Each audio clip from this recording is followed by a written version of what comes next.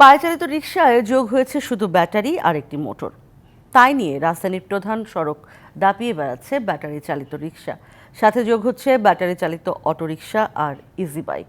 দিন দিন বাড়ছে এগুলোর সংখ্যা। ব্যাটারির কারণে পরিবেশগত ঝুঁকি, বাড়তি বিদ্যুতের চাহিদা সত্ত্বেও এগুলো দেখার যেন কেউ নেই। ওজনে একটা মোটরসাইকেলেরও কম, বাতাসে উল্টে যেতে পারে মুহূর্তে।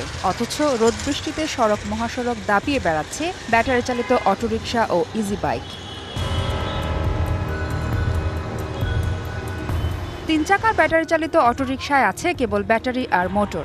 এসব ব্যাটারি 6 মাস পরেই পরিবেশের জন্য হুমকি হয়ে দাঁড়ায়। নেই দ্রুত গতিতে চলার মতো কাঠামো, যথাযথ ব্রেক আর প্রাতিষ্ঠানিক অনুমোদন। আপনি আমার ব্যাটারিতে ট্যাক্স দেন না, সরকার ট্যাক্স লয় না, এই ইম্পোর্টাতে যে মোটর এটাতে টেয়ার নেয় না, এই কোম্পানি যে গাড়িটা বানাইছে ওটা টেস্ট লাইসেন্স দিয়ে বয় না বেটা। এর আধুনিক যন্ত্রপাতি দিয়ে ইন্ডিকেটর আছে, হেডলাইট আছে, সব আছে। শহরের প্রধান সড়কে ব্যাটারি চালিত অটোরিকশা ও ইজি বাইক বন্ধে উচ্চ আদালতের নিষেধাজ্ঞা থাকলেও তা কার্যকর করা হচ্ছে না। অযান্ত্রিক বাহনের মধ্যে ব্যাটারি লাগিয়ে যেটা চালানো হচ্ছে সেটি আপনার অটোরিকশা হোক, তারপরে ওই যে ছাউনি দিয়ে টুকটুকের মতো হোক, যে কোনোভাবেই হোক, সকলই অবৈধ।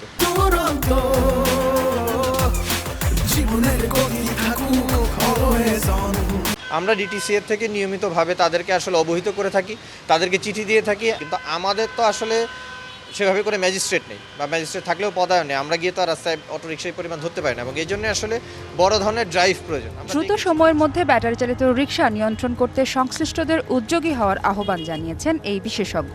একই সঙ্গে প্রধান সড়কে যেন ব্যাটারি চালিত রিকশা যেতে না পারে তা নিশ্চিত করারও আহ্বান জানান তিনি।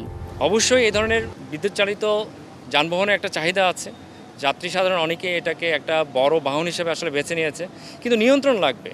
এটা একেবারে যদি অবাধে পঙ্গপালের মতন সড়কে নামতে থাকে, এটা নিয়ন্ত্রণের বাইরে ইতিমধ্যে চলে গেছে। বিশেষ করে মূল সড়ক থেকে যদি আমরা সরাতে না পারি, এটা পরে সরাতে গেলে কিন্তু সরকারকে অনেক বড় চ্যালেঞ্জের মধ্যে পড়তে হবে। যদিও ট্রাফিক পুলিশ প্রধান সড়কে অটোরিকশা চলাচল করতে না দিতে কঠোর হচ্ছে। আমরা ব্যবস্থাও নিচ্ছি। এই অটোরিকশা ধরে দেখা যাচ্ছে অনেক জায়গায় দাঁড় করে রাখতেছি, অথবা তাদেরকে ডাম্পিং করা হচ্ছে। তো সুতরাং যারা ব্যবহার করে তাদেরকে সচেতন হতে হবে এই বিষয়টা, এবং পুলিশকে সহযোগিতা করতে হবে। কারণ আপনারা যদি, সাধারণ জনগণ যদি এটা সহযোগিতা না করে, আসলে অ্যাকচুয়ালি এটা নির্মূল করা সম্ভব না। একদিকে লাখো মানুষের জীবিকা, আরেকদিকে যাত্রীদের নিরাপত্তা বিবেচনায় নিয়ে শিগগিরই ব্যাটারি চালিত অটোরিকশার বিষয়ে কার্যকর পদক্ষেপ নেওয়া হবে বলে আশা করা হচ্ছে। মাহফুজা বৃষ্টি, ডিবিসি নিউজ, ঢাকা।